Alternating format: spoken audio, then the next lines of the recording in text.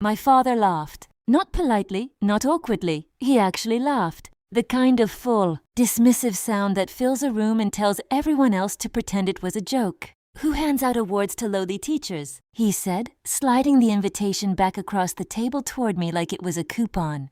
"Not an embossed card from the state education office. My name is Evelyn Hart. I'm 34 years old, and for the last 8 years, I've taught 4th grade in a public elementary school on the east side of Columbus, Ohio, where the hallways smell faintly like pencil shavings, dry erase markers, and the cafeteria's overcooked green beans. Half my students qualify for free lunch. A few sleep in cars. More than one of them has spent the year learning how to trust adults who have given them plenty of reasons not to. I teach them multiplication, reading comprehension, and how to regulate the emotions that erupt when life is too loud at home and too uncertain at school. I teach them that they matter. I teach them how to keep going when everything around them tells them to give up. And for 8 years, my family measured that work against my paycheck and found it wanting. When my principal told me I had been nominated for the State Excellence in Education Award, she cried before I did. She held my hands in her office and said, "You don't understand what you've done for these kids." My students made me a banner out of construction paper, glitter, and markers that said, "Ms. Hart makes us brave." My boy who barely spoke all year drew a heart in the corner and wrote my name in shaky block letters. I hung it in my classroom the next morning and felt something shift in me. Something I had almost forgotten existed. Pride, real pride. The kind that doesn't require permission. The kind my family had never once given me. When I told them I had been nominated, my sister, Brooke, asked if it came with a plaque or actual money. My mother smiled in that thin, careful way she uses when she doesn't want to be rude but can't help herself, and said, "Well, that's lovely, honey. I just hope you don't make a big production out of it." My father didn't even look up from his plate. He just said, "People hand out awards for everything now." That sentence sat between us like a napkin he'd dropped and expected me to pick up. In my family, success has always been measured in income, not impact. My father owns Hartwell Auto Parts, a small but respectable business he likes to describe as the backbone of the local economy. Whenever someone gives him a microphone, my mother has spent most of her adult life curating the image of a family that got everything right. My sister Brooke works in corporate finance and uses terms like asset, allocation, and performance metrics at Thanksgiving like she's narrating a commercial. She lives in a downtown condo with white walls, expensive lamps, and a dog that has its own Instagram account. I live in a 2-bedroom rental with a classroom calendar on my fridge, a stack of ungraded reading journals on my kitchen counter, and a closet full of art supplies my students begged me not to throw away at the end of the year. To my family, that makes me small, predictable, safe, a woman with a noble hobby, not a serious life. So when I handed them the invitation to my award ceremony, a real ceremony at the Capitol Theater, downtown with a red carpet, local press, state education officials, and a live stream to thousands of teachers across Ohio, my father didn't even open it fully. He glanced at the seal, frowned, and pushed it back toward me with the back of 2 fingers, like he was worried association might stain him. "I'm not dressing up to clap for a babysitter," he said. "I don't teach kindergarten," I replied before I could stop myself. And my sister let out a small laugh that would have sounded kinder if it hadn't been aimed at me. "Same thing in his mind," she said, and then took a sip of wine like she hadn't just helped him sharpen the blade. I didn't argue. I didn't explain that my students had 2 reading levels jump in 1 year, or that one little girl who hadn't spoken above a whisper in September gave a speech in front of the school assembly in March because she trusted me enough to try. I didn't tell him about the mother who sent me a handwritten note after her son finally started sleeping through the night because I'd given him a little notebook for his worries. I didn't mention that 5 teachers in my district had called me for advice on classroom management, or that my principal had personally written my nomination letter after watching me spend recess helping a boy with a panic attack breathe until his chest stopped shaking. None of that mattered in that kitchen, not to them. So I simply smiled and said, "That's fine," and I meant it, because by then I had already decided that I was done begging my family to value what I had spent years building. The ceremony was 3 weeks away. In those 3 weeks, I kept teaching,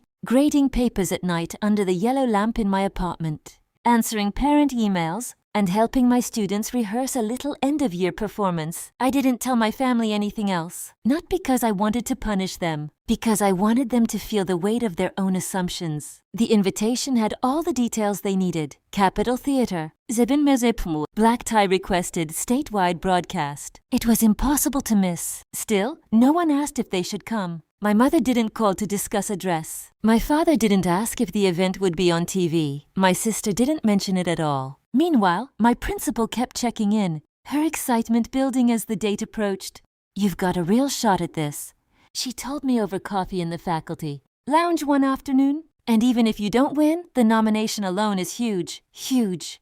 That word felt strange in my mouth when I repeated it later that night. Because in my family, I had spent so long being made to feel like anything I did was only nice job, nice apartment, nice effort, nice little life, as if teaching children to read and believe in themselves was the same as arranging flowers for a church raffle. The day before the ceremony, I stood in my classroom after school and looked around at the paper stars dangling from the ceiling, the bookshelf with the mismatched donations, the bright poster where my students had written, "You help us grow." I touched the edge of the banner they made for me and thought about my father's laugh. It wasn't just cruel. It was lazy. It was the laugh of a man who had never had to examine the possibility that something he dismissed might actually be powerful. I told myself I would not let it land. I told myself I would walk into that theater the next evening wearing the navy dress I borrowed from my friend Sarah, who said it was time I looked like someone who expected to be honored. I told myself I would keep my head high whether my family came or not. But I still hoped they would come. I hated that I hoped. I hated that part of me was still waiting for them to surprise me, to show up in the right seats, to understand at last that what I did mattered. The night of the ceremony, the Capitol Theatre glowed from the outside like a jewel box in the dark. Cameras flashed near the entrance. Teachers and principals from all over the state gathered in clusters, laughing nervously, smoothing lapels, adjusting collars, each of us pretending we weren't as emotional as we were. When they called my name as a finalist, my stomach dropped. When they called my name again as the winner, I froze for half a second before standing up to applause that sounded far louder than anything I had ever heard in my life. I walked to the stage under a row of lights so bright they made the room feel like it had shrunk and expanded at once. Somewhere near the front, one of my colleagues clapped with both hands over her mouth. My principal wiped away tears, and as I reached the podium, I could feel my phone buzzing in my clutch with messages I hadn't yet read. Later, for now. I took the award in both hands, felt its weight, and looked out at an audience full of educators who had dedicated their lives to work that was almost always invisible until someone decided to film it. "I teach because every child deserves to be seen," I said, my voice steadier than I felt. Sometimes the ones who seem the smallest are the ones who change everything. The applause that followed wasn't polite. It was real. It rolled through the theater and up, into the balcony and into the cameras that were broadcasting live across the state. I didn't mention my family. I didn't mention the laugh. I didn't mention the invitation sliding back across the table like trash. I just spoke from the center of what I knew to be true. And for the first time in a long time, I didn't feel small. I felt exact. After the ceremony, the principal hugged me so hard my award tilted sideways. The news anchor asked for a few words. Parents approached me with their hands on their hearts. A little boy from my class tugged my sleeve and said, "I knew you'd win, Miss Hart." I smiled at him and almost cried. When I finally checked my phone, my family had discovered the broadcast. There were 22 missed calls, 14 texts. My sister, "Why didn't you tell us it was televised?" My mother, "Your father didn't realize how big this was." My father, "We're proud of you. Proud. Vidiciasko." Word arrived too late to feel like praise and too thin to feel like truth. I was still standing outside the theater when one final email came through from the state office, and that was the moment everything shifted. Subject line, White House recognition invite. I opened it with shaking fingers and stared at the words until they blurred and came back into focus. National Teacher Recognition Ceremony, Washington, D.C. 1 week from now. White House. My breath caught somewhere between disbelief and laughter, because suddenly I understood that the same man who had laughed and asked who hands out awards to lowly Teachers was about to learn that his lowly teacher daughter had just been invited to the White House. And this time, I was not the one asking to be seen. I didn't answer my father's calls that night. I let the phone vibrate in my hand while I stood outside the Capitol Theater.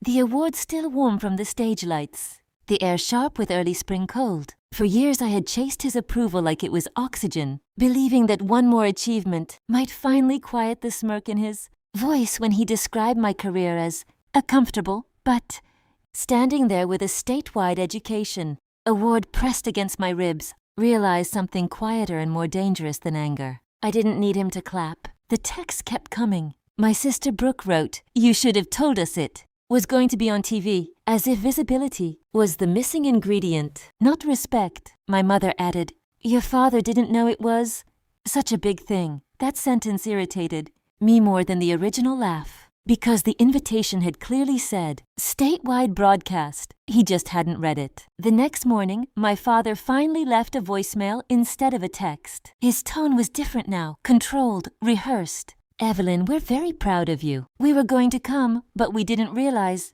He trailed off like the rest of the sentence might incriminate him. I didn't return the call. Instead, I opened the email from the state office again and read it carefully. The White House recognition wasn't symbolic. It was formal. Travel arrangements covered. Ceremony confirmed. Limited guests permitted. That detail made my chest tighten slightly. Limited guests. The same family who didn't have room at the table now had a potential seat at a different one. I sat on the edge of my couch and stared at the line that said, "Each honoree may bring 2 guests. 2, not 3, not 5, 2. By noon, the news segment had circulated locally. Parents from my school shared the clip online. My principal left me a voice message crying again. "The White House, Evelyn," she kept saying. Like repeating it might make it less surreal. Around 1, my father showed up at my apartment unannounced. He stood outside, the door with his hands in his jacket pockets like he was bracing for weather. I opened the door slowly. For a moment, we just looked at each other. He seemed smaller without the kitchen table between us. "You should have told us," he said immediately. I leaned against the doorframe. "I did," he exhaled sharply. "You made it sound small." I almost laughed. "I didn't make it sound small," I replied calmly. "You did." That hit harder than anything else I'd said. He stepped inside without waiting for an invitation and glanced around my living room like he was inspecting proof of adulthood. The award sat on the bookshelf between a stack of grading folders and a plant that desperately needed water. He looked at it, then at me. "The White House," he repeated softer this time. I nodded. He ran a hand over his jaw, the same gesture he makes when calculating profit margins. "So," he said carefully, "we should start planning." Planning. Like this was his event. I didn't respond immediately. I walked to the kitchen and poured water into 2 glasses, setting one in front of him. He didn't touch it. "There are only 2 guest seats," I said evenly. He blinked. "Well, obviously your mother and I." "Obviously?" I interrupted gently. The word lingered between us. For the first time in his life, obvious wasn't guaranteed. He shifted uncomfortably. "We're your parents." I studied him carefully. "You're the ones who asked 2 hands out awards to lowly teachers." He flinched slightly. "I didn't mean it like that." "How did you mean it?" I asked quietly. He didn't answer. Instead he said, "You know I'm not good with public things." That wasn't true. He loved public things when they centered him. What he meant was he wasn't good with admitting he had misjudged something. "You laughed," I reminded him calmly. "You didn't even read the invitation." He looked down at the glass of water.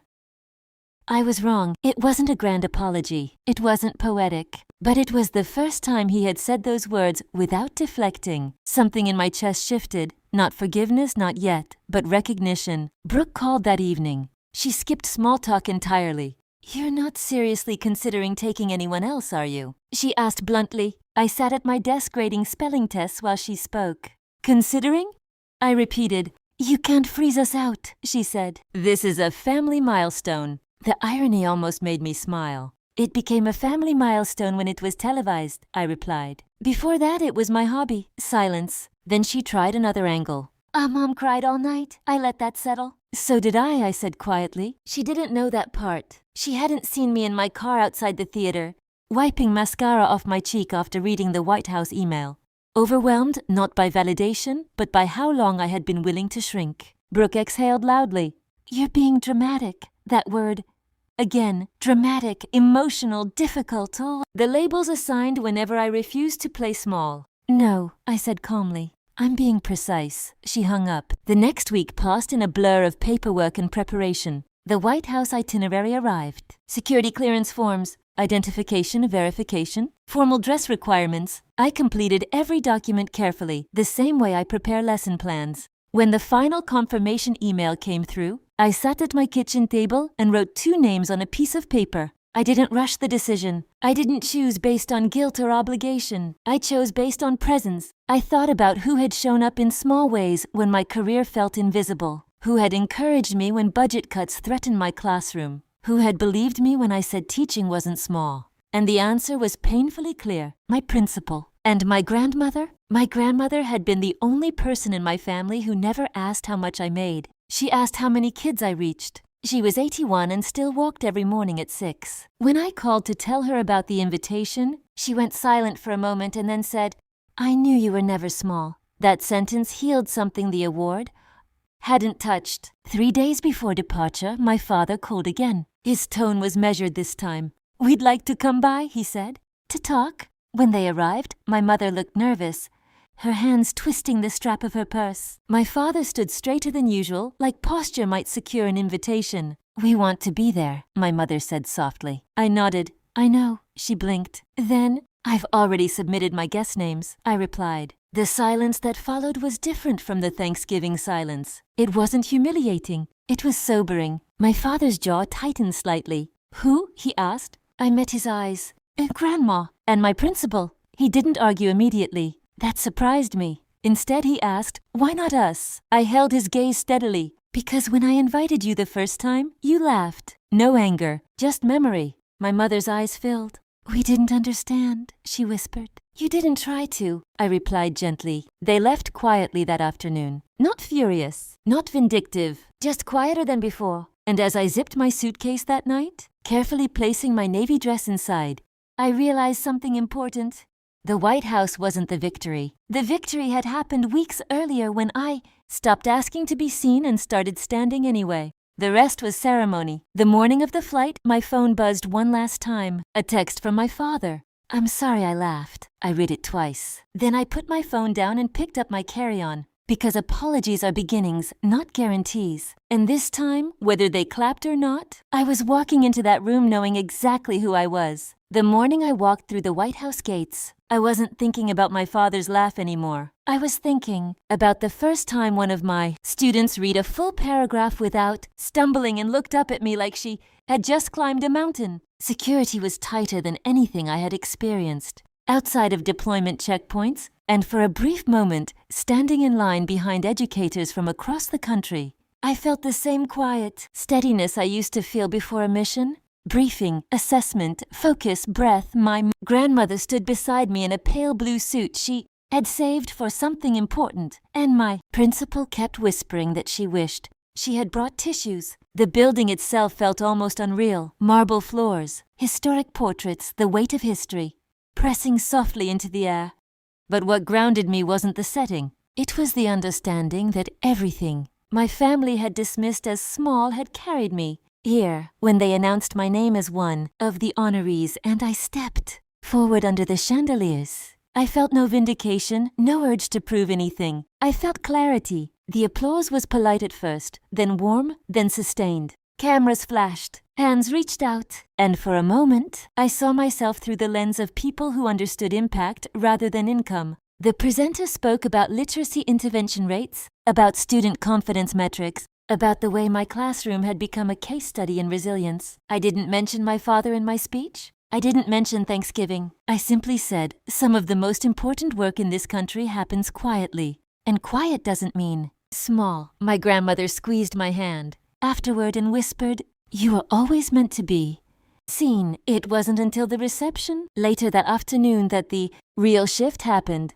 I stepped aside to check my phone for the first time since the ceremony began, and I saw a flood of notifications. Local news outlets had picked up the story. A short clip of my speech was circulating online. And then I saw it, a message from my father posted publicly beneath the news article. That's my daughter. We're proud of her. I stared at it for a long moment. The same man who asked who gives awards to lowly teachers was now staking claim publicly. I didn't feel anger. I felt distance. Pride doesn't retroactively erase dismissal. When I called him later that evening, his voice sounded different, softer.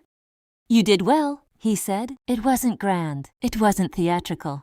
But it wasn't a laugh either. "Thank you," I replied calmly. There was a pause before he added, "I didn't understand." That sentence mattered more than the congratulations. "You didn't try to," I said gently. Silence followed, but it wasn't defensive. It was reflective. When I returned home 2 days later, the house where Thanksgiving had unfolded felt smaller somehow. My father had framed a newspaper clipping from the local coverage and placed it on the hallway table. My mother had baked a pie without asking me to help. Brooke avoided eye contact at first, then quietly said, "It was impressive. No sarcasm, no qualifier, just honest." We sat down at the same dining table that once held one chair too few. This time my place was already set. No one made a show of it. They didn't need to. The absence of humiliation was its own correction. My father cleared his throat after dinner. "I shouldn't have laughed," he said in front of everyone. "It wasn't dramatic. It wasn't emotional. It was direct. I was wrong."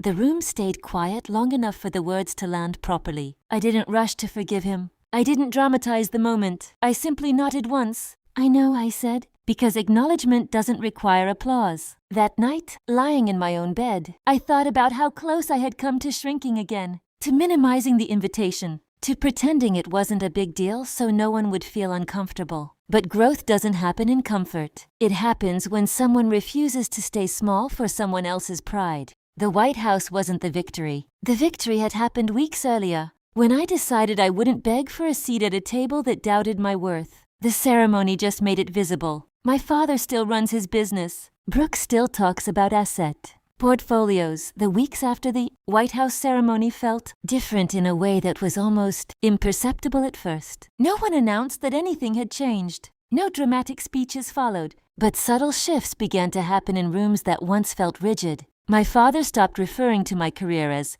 the noble. He started asking about my students by name. Brooke stopped making jokes about teacher pay scales and instead asked how I structured literacy intervention plans. My mother, who once measured success by job titles and dinner party impressions, started telling neighbors, "Evelyn works with children who need her." It wasn't grand redemption, it was recalibration. One Sunday afternoon, my father invited me to his office at the auto parts warehouse. It was the first time he'd ever asked for my professional input without framing it as help.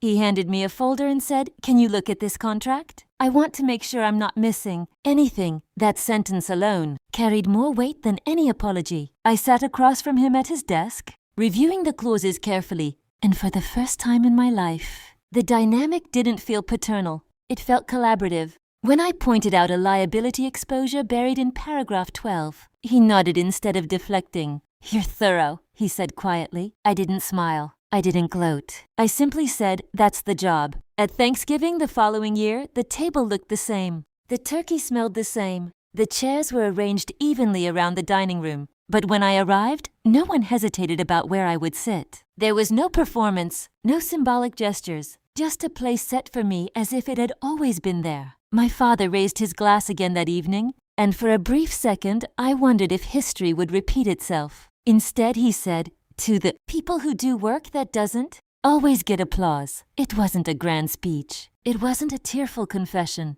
But it was intentional. Brooke glanced at me and nodded once, not with rivalry, but with acknowledgement. My grandmother squeezed my hand under the table, the same way she had at the White House, and whispered, "You stayed steady." That was the part no one else understood. I didn't win by yelling. I didn't win by humiliating anyone back. I won by refusing to let someone else define my worth. The award ceremony wasn't revenge. The invitation wasn't leverage. It was evidence. Evidence that the measure of a life cannot be reduced to a paycheck. Evidence that quiet impact is still impact. Evidence that patience can outlast pride. My father never laughed at my work again. Not because he was afraid of being corrected, but because he finally saw it. And that difference matters. Brooke eventually attended one of my classroom open houses. She stood near the back of the room, watching a student read aloud, confidently for the first time. When the child finished and beamed at me, Brooke leaned over and whispered, "That's bigger than a bonus." I didn't say, I told you so? I didn't need to. Some lessons don't require repetition. They require time. The truth is, I never needed my family's applause to validate my career. What I needed was to stop shrinking to protect their comfort. The White House invitation wasn't the climax of my story. It was the correction of a narrative that had been written without me. And when you rewrite a narrative calmly, without shouting, it lasts. That Thanksgiving chair never moved again. But even if it had, I wouldn't have needed it. Because the real seat I claimed wasn't at that table. It was in my own certainty. And that is the kind of victory no one can remove.